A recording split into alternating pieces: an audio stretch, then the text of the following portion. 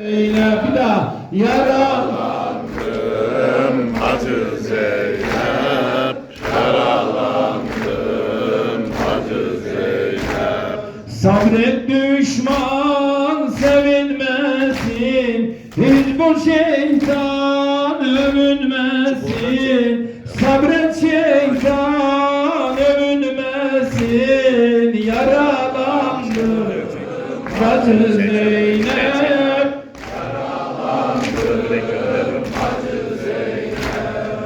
Gülistanım hazan oldu, yerde gökte tufan oldu.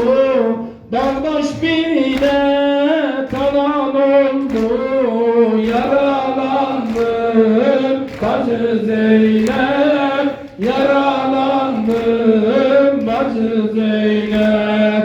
Yaralandım Hacı Zeynep.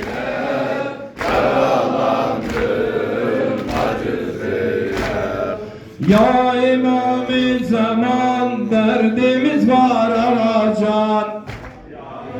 Rıza ses ver. Derdimiz var alacan.